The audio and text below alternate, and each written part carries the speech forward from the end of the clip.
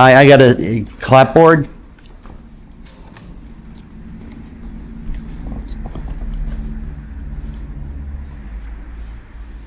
Camera 1 on? Camera 1 is on. Okay. Macah doing time in a production of So I Killed a Few People. Action. What makes me tick? Let me see. So there I was, gutting the skulls of those kids on the school bus so I could fuck them in the ass easier. I'm going to stop you there. You're doing well. This is originally a play that I was in back in 2001 called So I Killed a Few People. And then it went to the Edinburgh Fringe Festival, if anybody knows what that is, you know, where it won Best Director, which was me. But one thing about it in the beginning, I had also wanted to chew gum in the beginning, but you know, in my opinion, you're making the gum through the entire chicken. It's distracting. You know, there's a way you chew food. There's a way you chew gum, so it doesn't take away from the dialogue. You know, either cracking the gum or something, but don't let the gum be the driving force. It's part of your character, you know, but then I decided to drop the gum and make it chewing tobacco. So, which is just another choice. But also, I want you to play with those words. I still remember the lines. I had to take a shit to my mother's funeral, and while I'm sitting there, look over and I see my Aunt Joan. See the way I'm playing with the words, changing direction mid-word, rather than say the word from sentence to sentence. So I was, got to school bus, I could pop inside, yeah, I was. You know, play with it. You know, you don't have to show anger, you could, you know, hillbilly something. But I don't want anger. Anger is an easy choice to make. Yelling is an easy choice to make. You know, you can measure anger in intensity and not necessarily volume. What kind of gum is that? That's nice. I don't.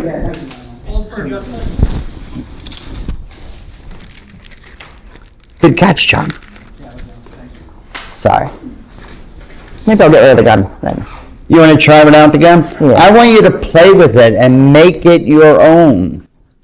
I have this. I'm actually making this after somebody I know. This character. I know, but also, you know, sometimes you're going to get an audition. You're going to get an audition that they require it right away. You know, sometimes it can be 3, 4, 5, 6 pages. So we have this now, where I could do your self-tape via movable teleprompter. Anybody not know what a teleprompter is? Everybody knows what a teleprompter is? Yeah. The words with the teleprompter I have and the teleprompter app, you could actually see yourself as you're talking. So you're looking at yourself in real time, and it's recording it. As opposed to, you know, the old teleprompter, the big hood with the thing in the back where you put the camera. That's a lot to handle. This, I carry this with me. I just did an audition for myself, and I did it on the teleprompter. They would never know. It sounded right there, and I just, you know, lived it. I sent it in. She said, "Nice work." I said, "Thank you." So you didn't get the role. I said, "Thank you." But anyway, let's try it again. Make it yours.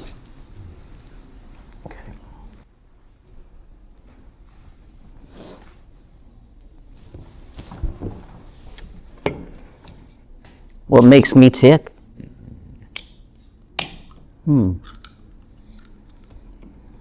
Let me see.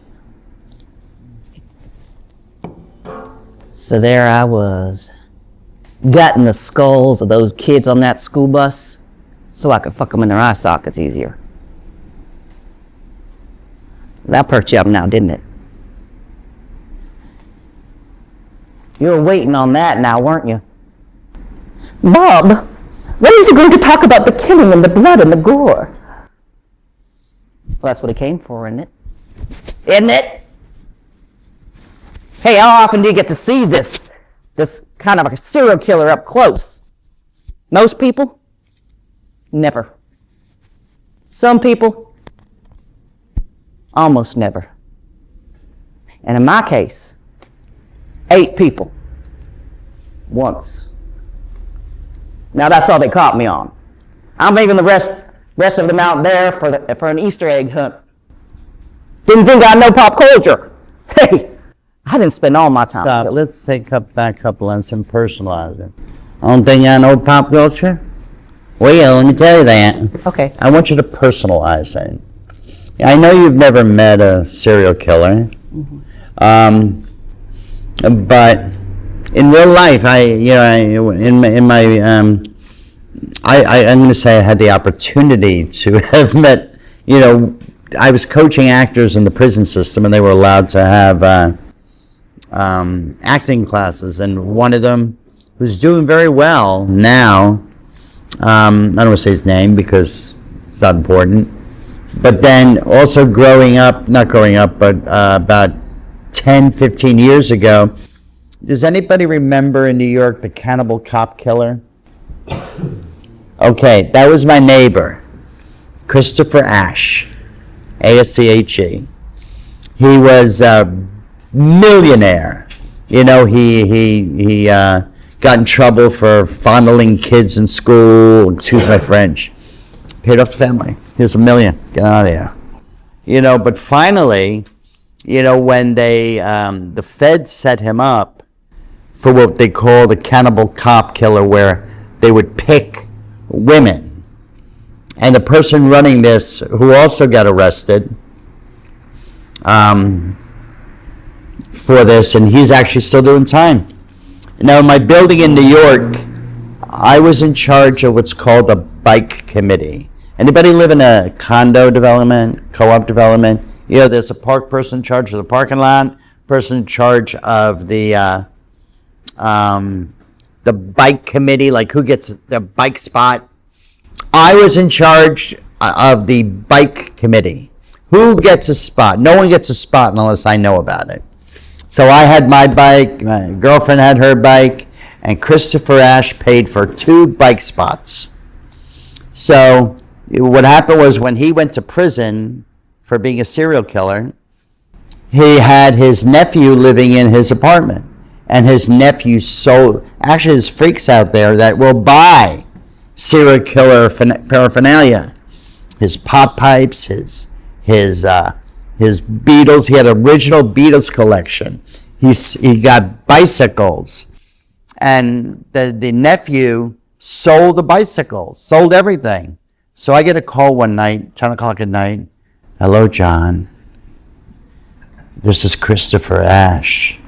And I'm like, are you supposed to be calling me? It's okay, John. So, and he was very, very Kevin Spacey from, what's the movie, Seven. So I want you to, I'm not saying copy him, but I want something.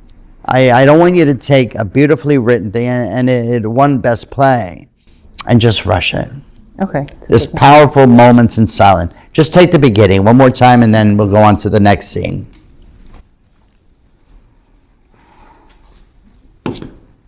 What makes me tick? All right, one other thing.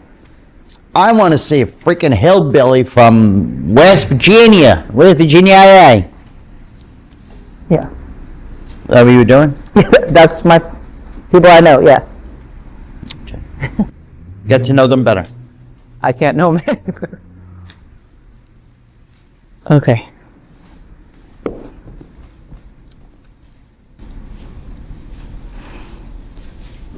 What makes me tick?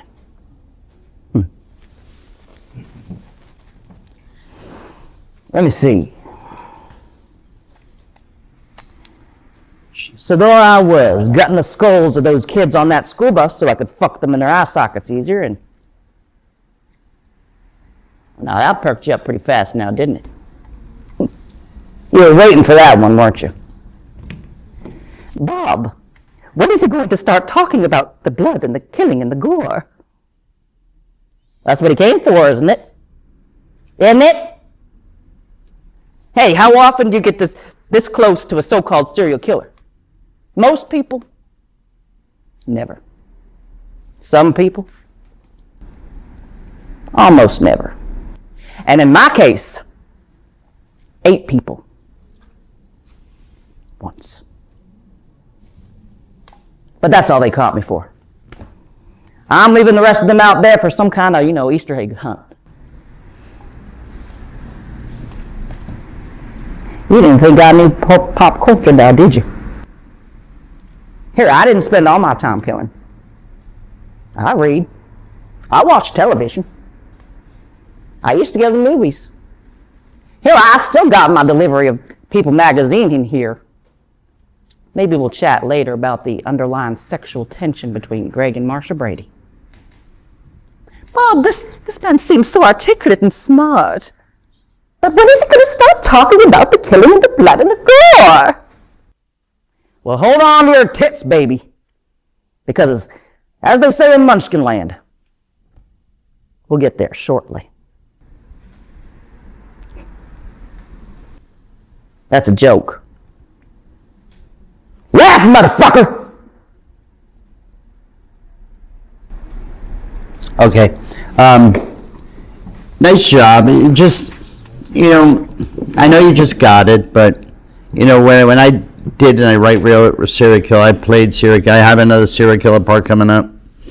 I do a lot of research, and when I played it in New York in 2001, I told the stagehands, the box office, you got to hear me out before I explain. I want you to put all beautiful women in the first row, and I plan each one of their deaths. I stare them down. I take a shit to my mother's funeral. Yeah. And while I'm sitting there, I look over, and I see my Aunt Joan, who was wearing the sleeveless formal dress. And I can see the side of the paw out of her right breast. Smell this memory of thing. I just want you to be more creepy. We'll work on that in class if you choose to. Okay. And a cut.